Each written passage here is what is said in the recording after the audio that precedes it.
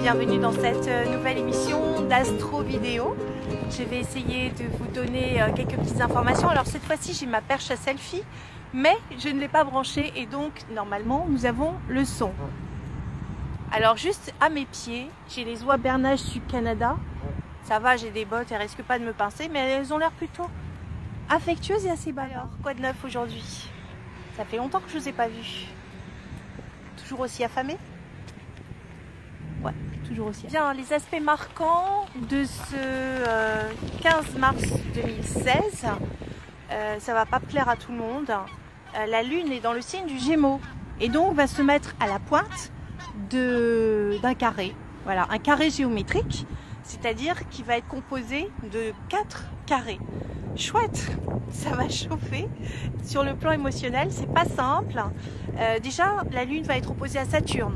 Donc, vous pouvez avoir un sentiment d'isolement, de solitude, de ronger votre frein en silence. Ça touche les Gémeaux, ça touche les Sagittaires. Allez, ça c'est fait. Évidemment, ça se met au carré du Poisson et de la Vierge. Sinon, ce serait trop facile.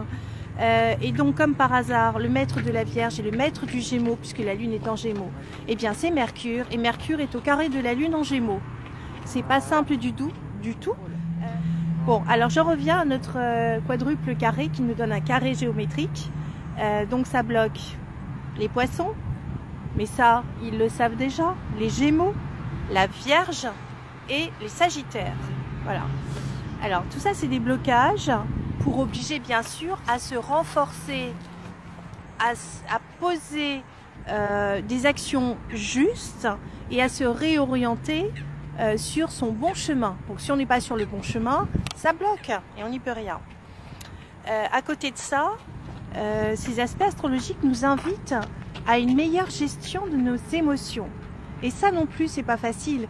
On a tellement l'habitude de tout avoir dans nos sociétés de consommation. On veut tout de suite. Si on veut quelque chose, on sait qu'on peut faire un crédit, on peut râler, on peut être assisté. Enfin, on peut faire plein de choses comme ça, super négatives. Mais là, en l'occurrence, c'est plus possible. C'est plus du tout possible.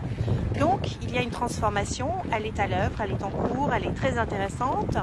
On a Mars qui se rapproche de plus en plus du signe de Saturne dans le signe du Sagittaire, donc de la planète Saturne. Et donc, ça va allumer une mèche. Ça va être l'action. Et Mars étant le maître du Bélier, dans le signe de feu du Sagittaire, il est en bon aspect avec le signe du Bélier. Et donc, il est en train de faire pour l'instant un aspect d'ambiguïté avec Uranus, un 135. Alors, ça veut dire que ça pourrait aller, mais ça ne va pas encore. Il y a un petit effort à faire, ça c'est le premier point.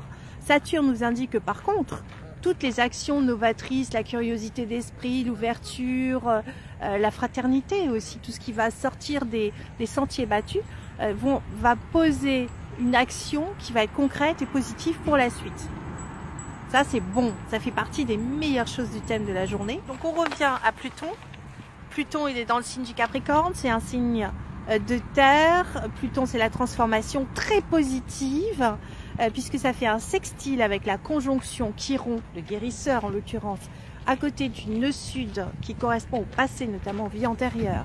Et tout ça, ça veut dire que vous allez pouvoir travailler sur vous-même, sur des vieilles factures karmiques qui se représentent, sauf que maintenant, entre-temps, vous avez grandi et vous n'allez plus vous laisser faire de la même façon, vous n'allez plus réagir de la même façon et donc, vous allez pouvoir vous transformer. Mais pour ça, il faut réviser votre leçon. On va dire qu'avant le bac, il faut des examens blancs. Voilà. Je ne sais pas si le mot est très juste, mais bon. Enfin, vous avez compris l'essence. Pluton fait un très bel aspect avec Saturne. Donc la transformation est pérenne et positive sur le long terme, là encore. Et Pluton fait un très très bel aspect avec Jupiter et avec le chemin de vie en Vierge, Jupiter est en rétrograde, donc il y a un indicateur karmique. La loi, elle est karmique, c'est la loi divine, c'est la justice, c'est la loi de l'univers, celle de la source. Et maintenant, il y a un portail d'énergie qui s'est ouvert et on est tous en train d'ancrer l'énergie et de monter le niveau vibratoire collectivement. Et ça ne peut se faire que si vous lâchez l'ancien. Voilà la leçon tout simplement astrologique. On a aussi un rectangle, presque un rectangle magique, avec Uranus en bélier, la lune en gémeaux, mais elle passe très vite, la lune noire dans le signe de la balance. Voilà, c'est un début. Et puis on a Jupiter, un petit bout de lune noire, tiens, elle est coquine. Elle est revenue un petit tour en Vierge, histoire de bien réviser la leçon, et elle fait un bel aspect avec Mars. On va dire qu'il y a un petit coup de chance pour les Vierges, à condition de s'organiser différemment. Tout est une question de gestion, de maîtrise des émotions et de se dire que le passé est le passé. Il nous a aidés à nous construire. Il ne faut pas en vouloir, ni aux uns, ni aux autres, ni aux situations, mais qu'est-ce que votre âme a appris au milieu de tout ça? Qu'est-ce qu'elle va encore apprendre? Et quel est son nouveau chemin? Voilà, c'est la leçon du jour. Mais évidemment, ça ne s'arrête pas qu'à cette journée. En tout cas, je vous ferai d'autres astro-vidéos.